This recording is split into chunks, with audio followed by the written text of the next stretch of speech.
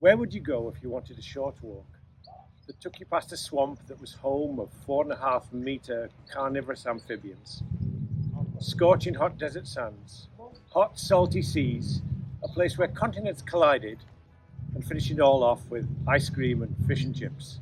Tynemouth, Cullercoats and Whitley Bay, that's where. The rocks here have a lot more written in them than a stick of Blackpool rock. And that's not all.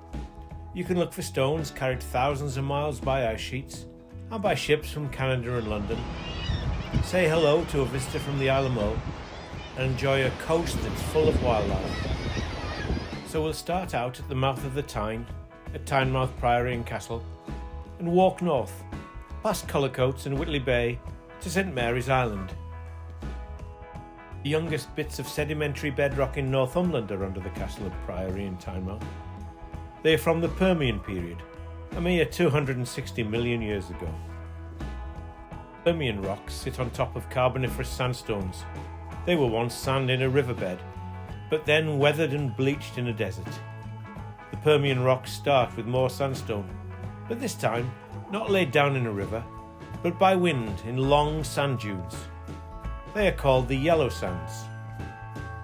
Then the sea level rose, and although you can't see it here, there's a dark grey shale called the marl slate. It's got lots of fish fossils, but we'll come back to that at Cullercoats Bay. Topping it all off is a buff-coloured rock called a dollarstone. It's like a limestone, but with the mineral magnesium. Its origins were a warm, salty sea called the Zechstein, a bit like those in the Gulf region, and very different to our cool North Sea.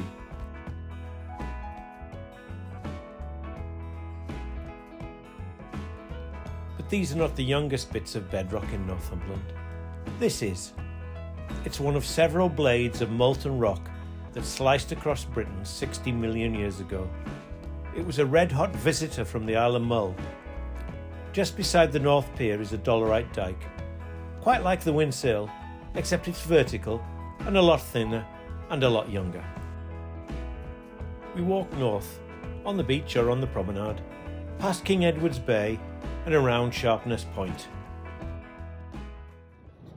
At the northern end of Longsands Bay, we cross a fault, a huge dislocation in the Earth's crust. The rocks to the north drop by 150 vertical metres here, setting the grey shales of the Carboniferous against the yellow sands of the Permian. Miners, beneath us and further west, used to call this the 90-fathom dike, but it's not a dike, it's a fault. Geologists know this. It's an area of weakness in the Earth's crust. 450 million years ago, two ancient continents collided here. They call this zone the Iapetus Suture.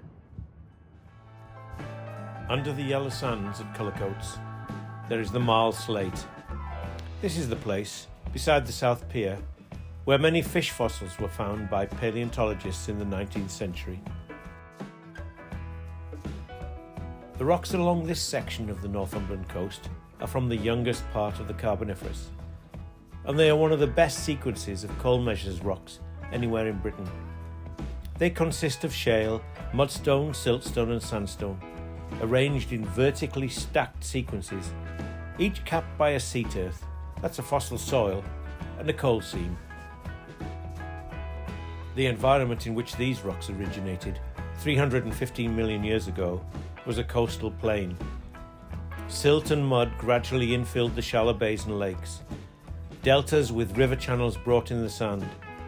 Shales were deposited as black mud in brackish water lakes, and as the lakes filled with sediment, the surface was colonised by vegetation, giving rise to peat swamps, which turned into coal.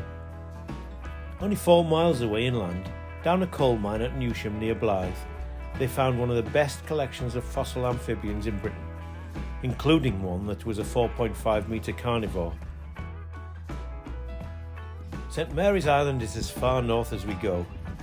At low tide, amongst the Carboniferous stones on the foreshore, you can find stones that have travelled much longer distances, carried by ice sheets from Scandinavia and Scotland. You could maybe find flint too, carried as ballast by the coal ships that left Newcastle, went to London and returned. You might be lucky enough to find small round pieces of pale green rock, apatite. It's the remains of the cargo of the city of Gothenburg, which was wrecked on the rocks here in 1891 while sailing from Montreal to South Shields. Time to head back and buy that fish and chip supper and maybe an ice cream. After all those rocky miles, you've earned it.